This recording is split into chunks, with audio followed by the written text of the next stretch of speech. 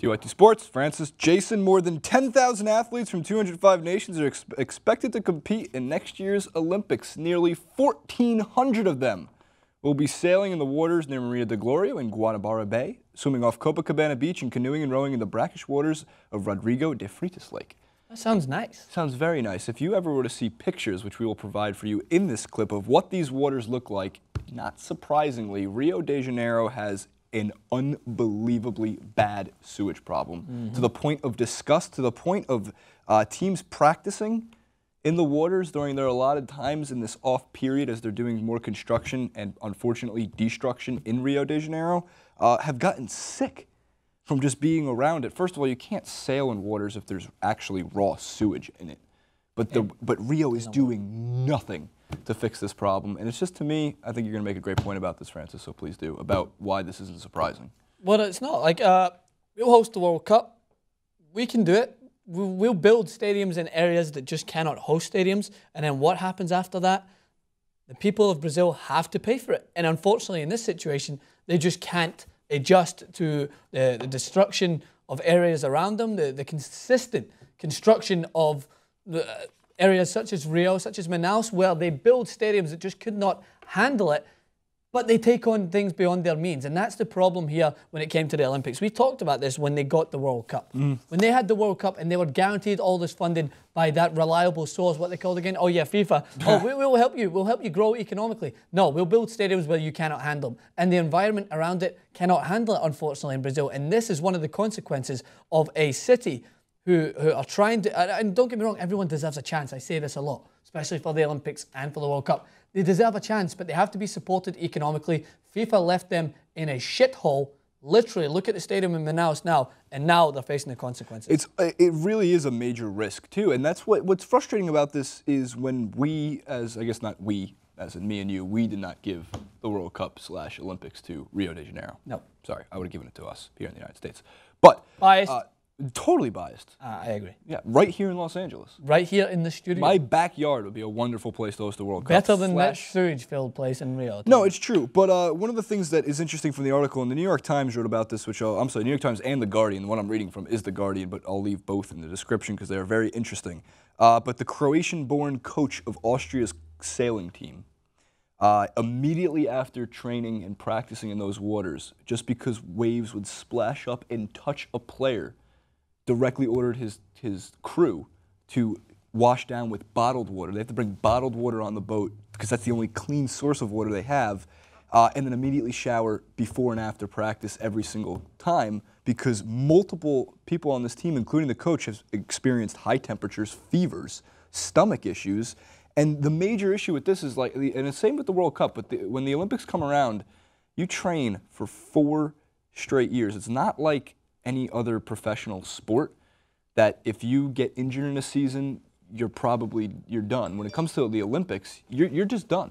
Yeah. If you get sick the day before, you're not going to perform. And when you have the issue with the host country causing the illness because they can't clean up their oceans, their bays, their beaches, yeah, and you can't take it away from them at this point. It's way too late. The Olympics are less than a year away. So the question is, and you're going to have to, again, leaving the article there to find out more information, is who's to blame for this? Because for one, you got to feel bad for the people of Brazil now who, again, will have to face consequences of another major tournament coming to them where, again, they won't experience the benefit of the economy trickling down. It won't trickle down.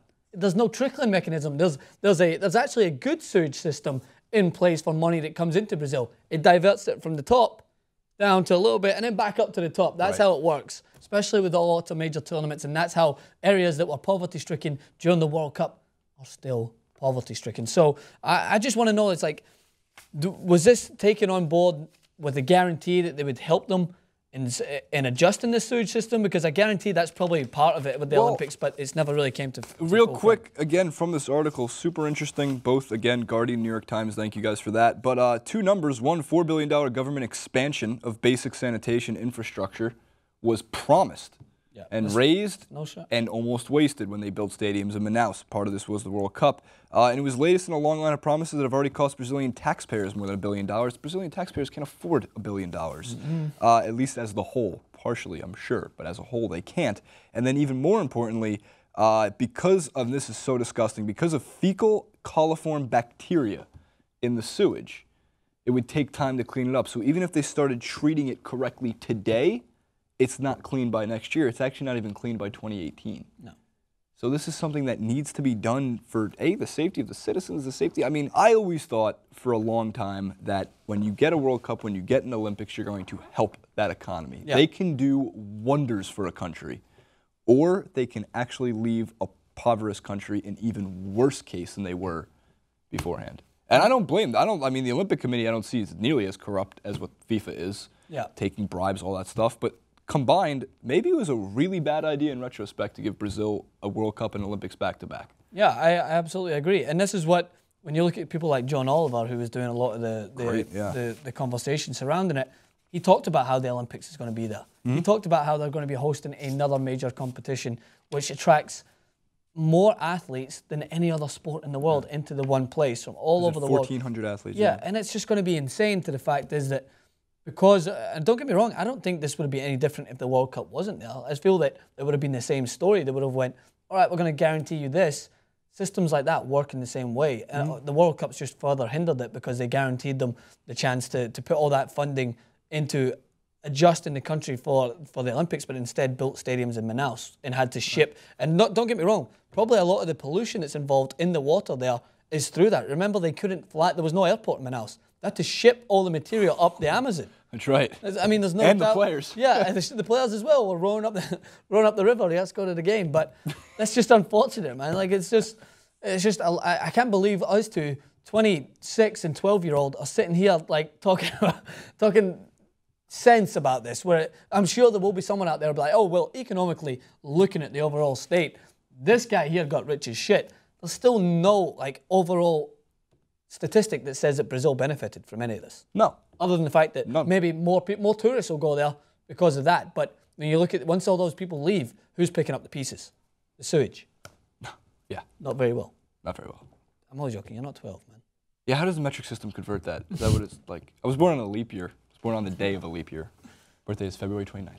Not true. So that's all we got for you in terms of the Olympic sewage issue. It is disgusting. We'll have pictures, or you've seen some pictures, at least in this clip already. Leave any of your comments in the comment section below. Do you think this is going to help Rio de Janeiro? Do you think this is anything that they can do at this point to fix these problems? And subscribe to TYT Sports. That's what you should do. You probably should do that. It's probably subscribe to TYT Sports.